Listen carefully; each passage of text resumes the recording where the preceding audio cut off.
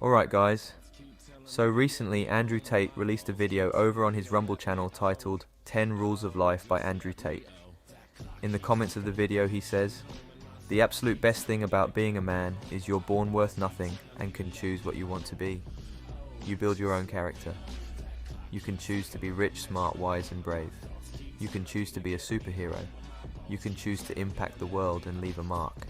And you have people out there who will help you do so." I recommend you to watch till the end. Just take a look for yourself, guys.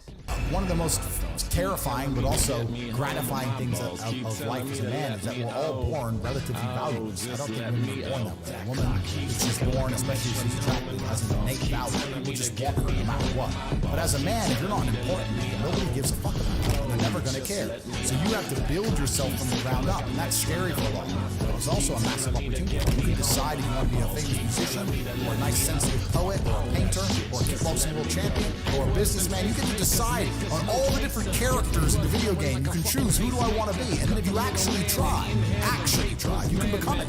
Isn't that amazing? You can wake up and go, you know what, I want to be this kind of guy. I knew who I wanted.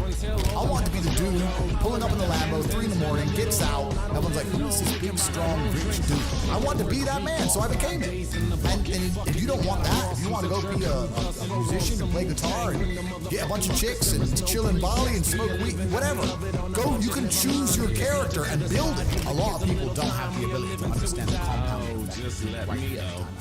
Even if you start a new business, I guarantee if you're always on time, if you're a builder and you're always on time, take the basic shit, just be on time. Yeah. Over time, you may think, oh, I'm just on time, no one notices. Trust me, across 10 years, that's the difference between being a successful builder and not being successful. Stick to the absolute basics and do the right thing and know what you're supposed to do. And this is why I have so little sympathy for people who go, oh, I'm trying to make it, I can't. I think they're lying to me, they're lying to themselves. But you know what's funny? What's funny is this. If you were to take somebody who says, I'm doing my best, I'm really trying, and you were to get an exact schedule of their last week, find all the times they've wasted time. You say, look, you've wasted time, wasted time, wasted time, wasted time. You know what's actually amazing? Most of those people are not even self-reflective enough to get right about time. You know what they say? Well, I have to rest sometimes. Well, I have to have a social life. Well, they'd be so arrogant. Because they're arrogant. I had to do my Facebook. Yeah. No matter, you'd even show them, here's where you fucked up. Well, you know, I have to, oh, you're crazy. And then they go back to being a loser. A lazy person thinks he's working too hard, and a successful person thinks he isn't working hard enough. And we're doing 20 times the work they are. And we're like, oh, I could have done more, could have done this, oh, I missed that today, can't miss that again. Oh, I should have taken that call, I should have flown there. I should have, you know, we have guilt about it. They don't give a solitary fuck. And even if you pointed it out to them, they'd sit there and go, oh yeah, and they'd make some excuse for it.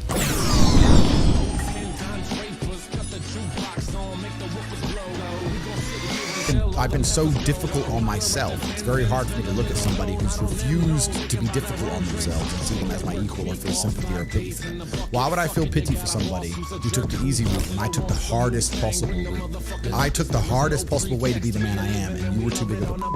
And now you want me to feel sorry for you? I don't feel sorry for you. I don't feel sorry for these people. And because as a man, you can be anything you decide you want to be.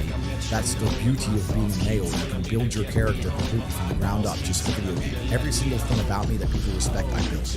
I was not born a world champion kickboxer. I was not born this intelligent or intellectual. I was not born this rich. I was not born this strong. I was not born this confident. I was not born this interesting. I was not born this charismatic and humble and gorgeous and tall and strong and sexy. I was not born none of these things. I became these things myself, so I deserve all the spoils of war.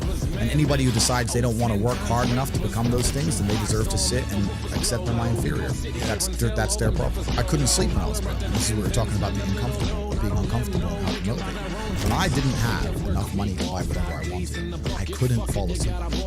Because I understood there are people out there that did, and I didn't see them as better than me. And I thought, why are these people who I don't see as my superior living an experience that I can't live? And it bothered me to the point where I could not sleep. So yeah, that was real. When you talk about suffering mentally, I don't really consider that suffering. I have had a very painful life. I still think to a degree I do, but that's self-inflicted. But I can't imagine living any other way. I can't imagine living in this idea, this utopian, every day, just, you know, girls, drink, hedonism. I don't want it. Yeah, it's degenerate. I think the only thing you can do that's not degenerate is usually be fighting a battle or solving a problem. Yeah, growth. Yeah, so you need to either fight a battle or solve a problem to avoid degeneracy, which means I'm constantly looking for them. I'm currently one of the largest battles a man can possibly take on. I'm taking on the Matrix, the most powerful people on the planet. So, yeah, is my life difficult? Yeah. Am I complaining about that? No. In fact, I'd hate for it to be the other way.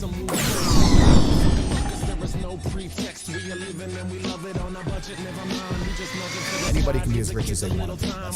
That's the truth. Then we talk about the 3 things that hold people back. I believe there's only 3 reasons people are not rich. One of 3 reasons. They're either stupid, arrogant, or lazy. Stupid is actually the smallest category.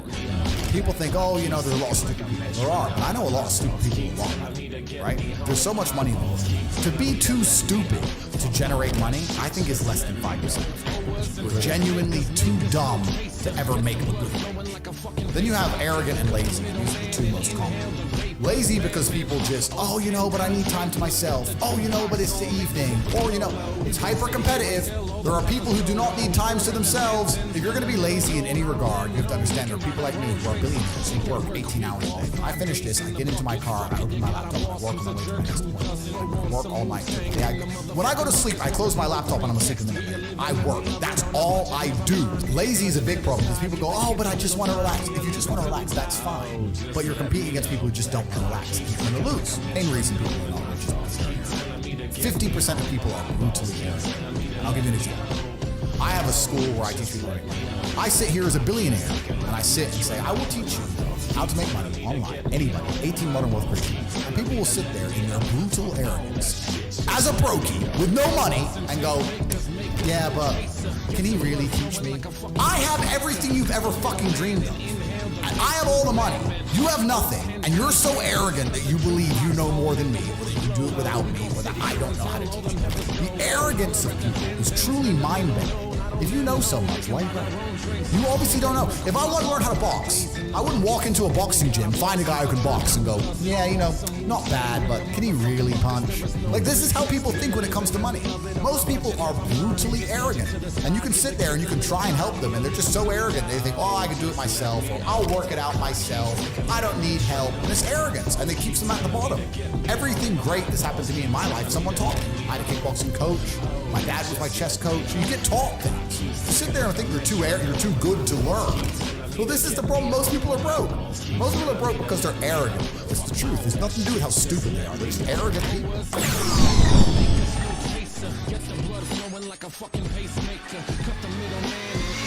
I knew a guy and I meet him and say, how are things going? He's like, bro, nearly finished my song and finished my album and we're going to make a lot of money. I was like, cool. 6 months later, I'd see him. How's things? Hey, bro, almost done with the album. I was like, it's been 6 months. An album. Yeah, but you don't understand. You got to mix the track. It takes time. Mix the track. Okay, we have computers for 10 minutes. Okay. 2 days. It's been 6 months, bro. Like, and I sit to him and say, it can't take this long. You're just smoking weed. You're not working. And he's like, no, you don't know. So I thought, okay, I'll make a track. So I made a song. I wrote some lyrics and hit a guy up, got a beat, got a mic. I know I'm not talented. Talked, blah, blah, blah. I made a song in 2.5 hours. And I started releasing these songs I made in 2 hours. And it was just to spite that guy. Just to teach him a lesson about how speed works. It's funny because, obviously not because of my musical talents, but because of my influence everywhere else. I got millions of views on my videos. So I beat him. So like, how many views you got? 0. And it's not because the songs are good, not because I think I'm a musical genius, but because I'm Tate. But yeah, they're like an hour, 2 hours. I threw them together, and it was just a lesson in speed to make sure that I wasn't making any mistakes. And he was telling me it genuinely took months. I knew he was wrong, but the only way you truly know is to do. So I was like, this has to be a lie. So I made a song in 2 hours. I made a video in 3 hours. And from 9 a.m. to 1 p.m. Bang. He's probably still talking about it today. It probably doesn't even exist. Comes out tomorrow. Yeah, be ready. It's coming. Yeah.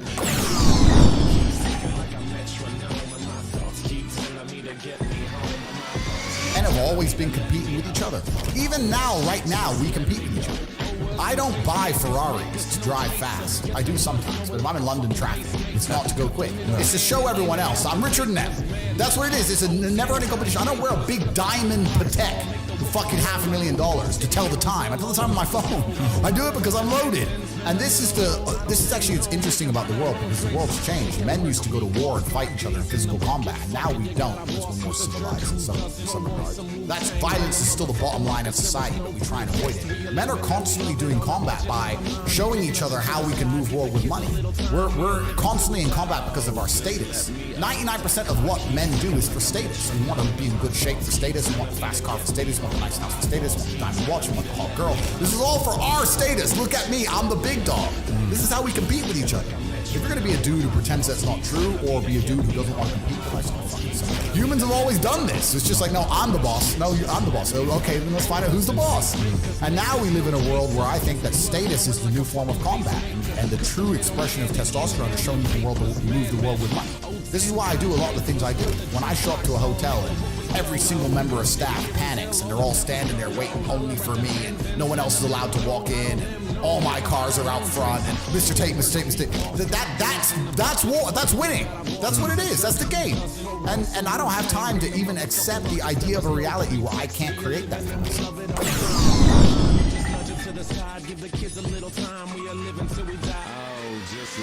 I've never taken a drug in my life. I've never tried cocaine in my life. I've never tried weed in my life ever. I drink a lot of coffee. I smoke cigars, a bit of vodka, but I've never tried a narcotic in my life. So God has given me an endless source of power. And when people come to me and say, oh, this happened, I'm really sad, or my heart broke, or this bad thing happened to me, I say, good. Thank the Lord that He's given you this endless source of motivation. You're wasting it. That's your problem. But it's been given to you. Nitrous oxide has been given to you. You just have to use it in the correct way. So I'm the luckiest man in the world because all the bad things that happened to me have given you all the building blocks to become the most fantastic man on the face of the planet. Well, she's just tobacco. Yeah. Cigars are tobacco. Right. It's a plant. We basically kind of know what it is. Yeah. I don't smoke weed at all, but I kind of get it. It's a plant, whatever, right? The reason I don't touch any narcotics at all is because, firstly, I was a professional athlete. My blood was tested. I'm now 35 years old without ever having tried a drug ever. Is there any point in starting now? Like, I've lived my whole life without ever trying these things. Why start now? Also, when I look at some of the most degenerate, stupid, ridiculous people on the planet, they all use drugs. It's not very often I meet a man who's completely head to toe, has his life in order, and he likes drugs. A lot of rich people take cocaine, yes, and I do know them, and some of them, but I still think they'd be better without cocaine. You know, that's just genuinely a vice. But if you go to a festival full of brokies, full of peasants and peons, full of people who don't try very hard in life, and they sit there and they idolize these false idols given to them by neighbors, they stand in a crowd full of millions of other people, like an insignificant peasant, and jump up and down, wow, Diplo, wow, whoever. Yeah, just complete peasant mindset. If you look at these people and say, do you like drugs? Here's what they say. I love it. Oh, yeah. So I don't want to go anywhere near the peasantry, right? So, because that's what it is. It's disgusting and it's peasantry. So that's why I don't take drugs. And the reason I don't like vape is because I don't think that vape is even remotely natural. Because the tobacco is a plant, okay, cool. But if you manage to put chemicals inside of a little container that tastes like blueberry ice, what even is blueberry ice? It's not even a flavor. It's just words. Yeah. And then you taste it and you go, that does taste like blueberry ice. Yeah. How did they pull that off? I can't believe it's possibly good for me. Add in the price that it cost. Add in the fact that it costs $1 and comes deep from the heart of China. You think they give a shit about the West just puffing away on this petrochemical? They don't care. Yeah. So if you're gonna smoke, at least smoke something. It was grown. Yeah, well, the reason I smoke is not because I'm addicted, because I have an iron mind and I can blink and cure my brain and stop smoking completely. In fact, there's certain places I go to in the world where I don't smoke for months at a time. I'm not addicted to anything. The reason I smoke is because nicotine is good for your testosterone. That's the reason I smoke. I smoke because I like the drug of nicotine, because nicotine is actually positive. The reason I drink coffee is not because I'm addicted, because caffeine is a miracle. Caffeine's a miracle. I drink endless coffee, and of course the Matrix will come along and say, too much coffee's bad for you, too much meat's bad for you. They say anything to make you weak and stupid. Caffeine, people don't understand that coffee changed the world. Before coffee and caffeine, we were living our lives in rhythm with the sun. We got up when the sun came up, we went down when the sun came down. We didn't go against it very much. With the Industrial Revolution and caffeine, the introduction of caffeine, we now had night shifts, we now had double shifts. Think about this. If a job introduces a coffee break, if a company says, stop working and drink this coffee, that's because the coffee you have is worth the time they let you not work, because you make up for it plus some. That's how powerful it is. And what's actually interesting about me is when I think back, my entire reality is caffeine. I haven't been awake without caffeine in years. I drink coffee every single day. So I thought about this and I thought, maybe life's better without caffeine. So I took a week off of coffee and there was zero advantage. I didn't sleep any better. I felt pissed off. I didn't feel like I could focus as well. I was more tired, but I couldn't sleep any better. It was weird. I was just like, this isn't me. Now, obviously, I'm still a hyper-competitive individual. I still went to the gym. I still did my work. I'm still the top G. But I didn't feel as good. No benefits. There was no benefits. So after a week, I had a cup of coffee, and it was like, the miracle is back. It's develop a coffee addiction. It's fantastic. There's nothing bad about caffeine. I have 10 to 15 coffees a day every single day, and I will do to the day I die. And so just to finish off for my vices, coffee is not a vice. I want the caffeine. Smoking's not a vice. I want the nicotine. These are drugs that I believe are genuinely good for me.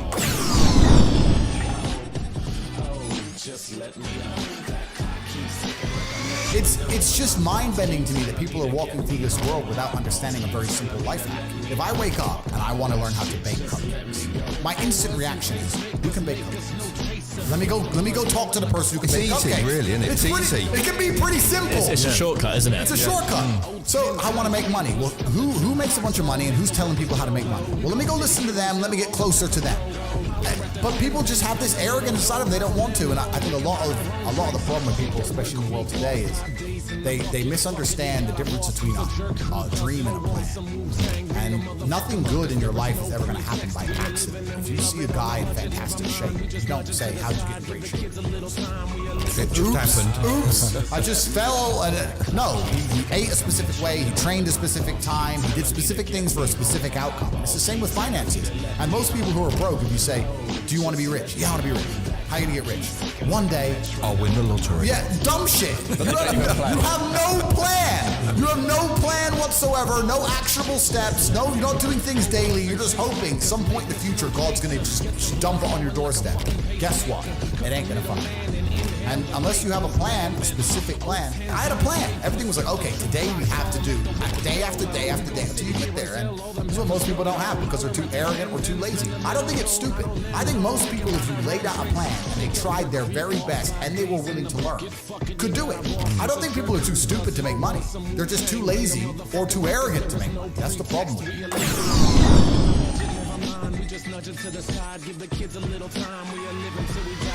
I wake up, I check my phone, I go through my phone for about half an hour. I then go and I start training. As I train, I stay on my phone in between sets. I'm a phone addict, yes, you can call it, but that's all the important things. I have an empire that spans across 25 countries. I'm on my phone. I know that for peace of mind, I should use my phone less. I don't want peace of mind. I want chaos. I want to conquer the earth. Genghis Khan did not want peace of mind. If he did, he would have stopped. I don't want peace of mind. I wake up, I train, I stay on my phone, then I begin working. I'm doing a podcast now. If I'm not doing a podcast, or if I'm not driving, or if I'm not fighting, I'm online. And I live my entire life online. If I'm awake and I'm working. If I sit to have shisha tonight at 9 or 10 p.m., and there's a whole bunch of hot girls around, and my brother's there, and we're all chilling, and we're talking, I'm doing all of that while I'm on my phone. I am working at the same time. I can easily sit and manage a multi-million-dollar empire and talk to some bimbo at the same time. I'm not an idiot. It's not hard. I work.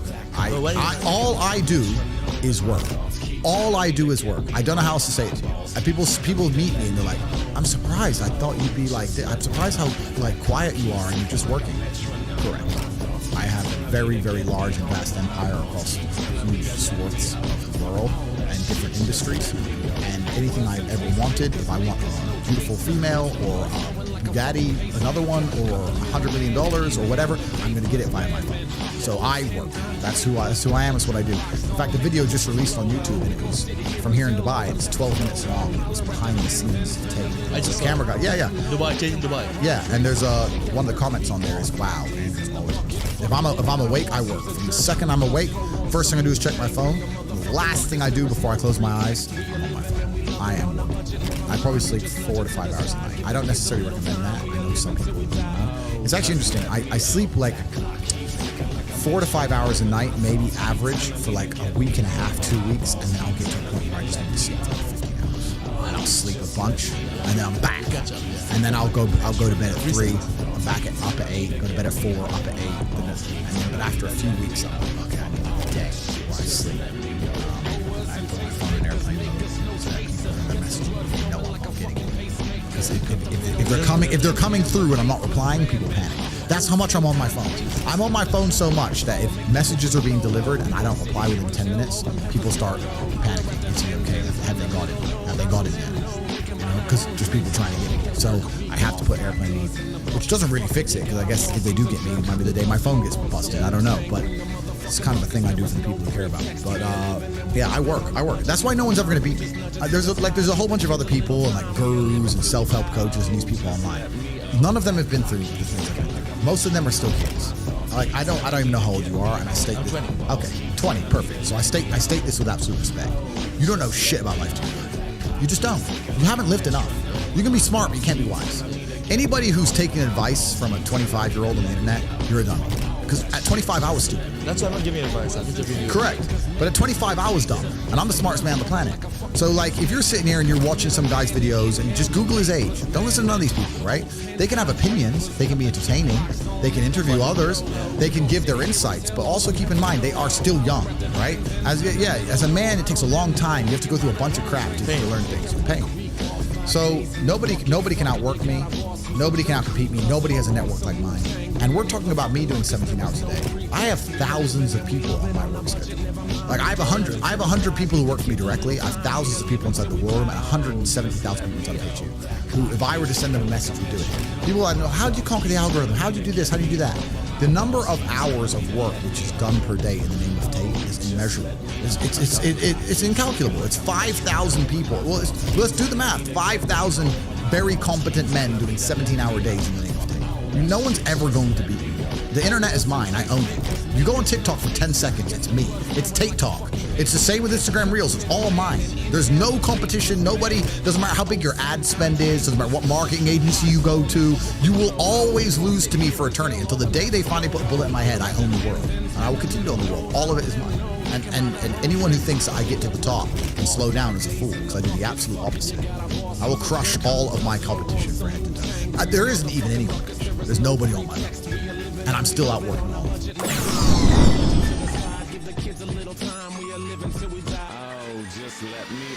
I don't want to stop working. I don't want a holiday. I don't want to relax. Is this relaxing? I'm going to try and relax for the first time in my life. We'll do this here on Live in the Podcast. Ready? Ready?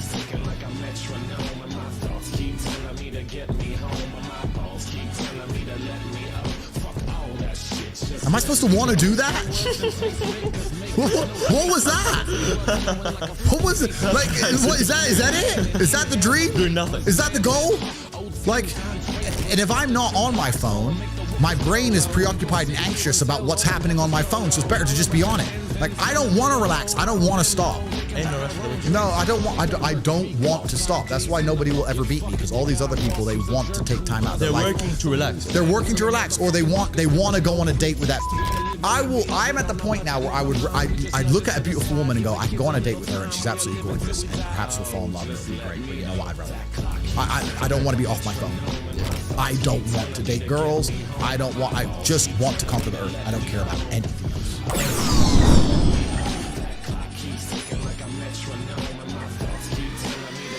Do you believe in clinical depression? Let's have that conversation. Let's have it. Yeah, no, I do not believe in depression. I'd love for you to try and convince me through it. Do you think it's an invention of the US pharmaceutical industry to sell you pills? Well, I think that's certainly part of it. I think that's part of it. But I've had this conversation with a bunch of people, and my basic premise is that I refuse to believe in things that are powerless. If you are in a haunted house and you believe in ghosts, you're scared of the haunted house. If you're in a haunted house and you don't believe in ghosts, you're just in a house and you don't care. So I don't like the idea, when someone explains to me the idea of one day waking up, being miserable and not wanting to live anymore, and it's nothing to do with my circumstances and I have no power over it, and no matter how good my life is, I'm still going to feel terrible and I'm going to want to die. That's not an idea I subscribe to. Feeling depressed is real. Yeah. Depression as a disease, I do not subscribe to. The idea, I believe, that if you feel depressed, something is depressing you, and you should try your best to fix it. You should take control of your life and do your best to fix it. The idea, but they don't say that. They don't talk that. They say depression like it's this magic thing that comes out the sky and it gets in your brain and you're sad no matter what. There's nothing you can do about it and you need to only take pills. And I think that's a very bad way to look at the world, and that's a bad idea to subscribe to. And if you start to feel depressed, let's say your girl leaves you and you start to feel depressed, but you believe in the idea of depression, you're now going to start diagnosing yourself as clinically depressed, self-hypnosing yourself into hypnotizing yourself into being clinically depressed. And it's amazing how you can speak things into existence.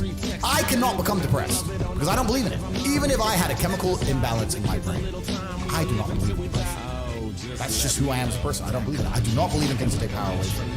So, and people sit there and they try very hard to convince me it's real, which is actually quite interesting because it's always usually depressed people who sit there and try very hard to defend this idea. If you're so scared, if depression's so terrible, why are you sticking up for it?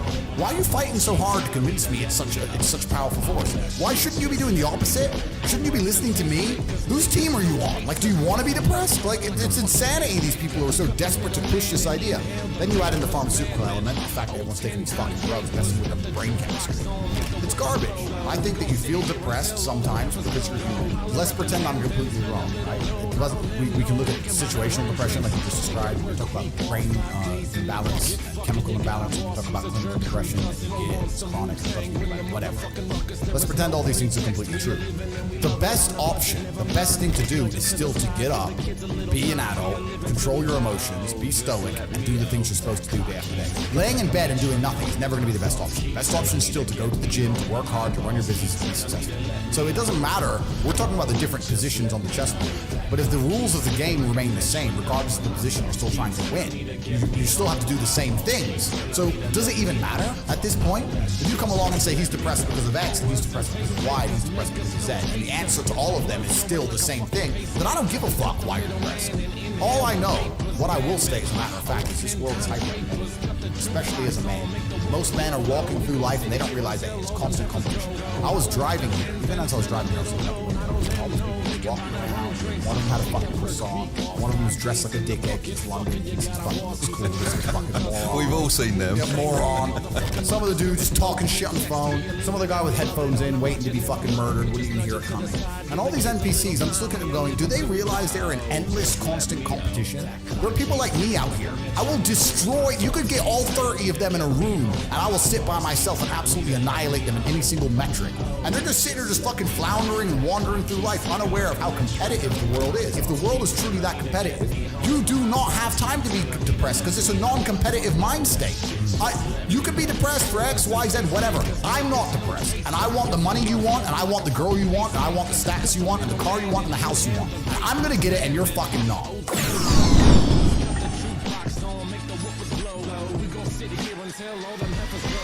I was instilled with a duty for a very long time to honor my ancestors through achieve.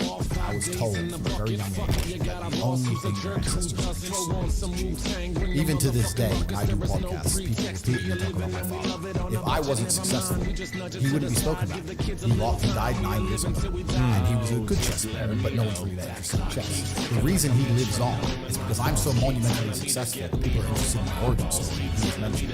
The reason I will live forever is because my son will be so monumentally successful. They'll talk about how he could have been such a perfect specimen of man, how he was raised, and they will mention me.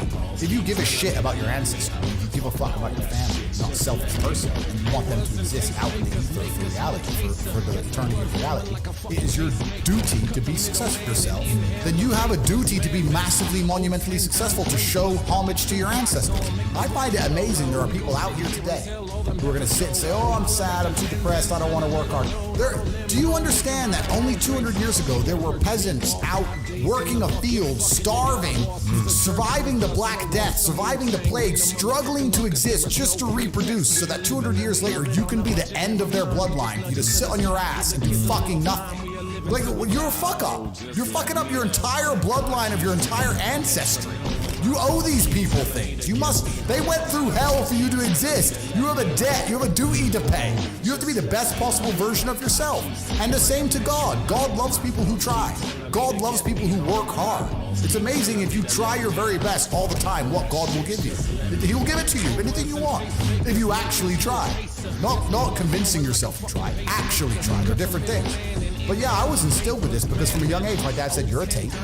And Tates are the greatest people on the face of the planet. And there's going to be a day I'm not here anymore, and they're going to talk about me because of how fantastic you are. So go do your fucking job. I said, yes, sir. And here I am. And I love the fact that when I was growing up, when my dad walked into a chess tournament, people were scared because his name was said. They were fearful of his last name. And now people are fearful of the last name again because of me. And they will be again because of my son. And this is the beauty of life.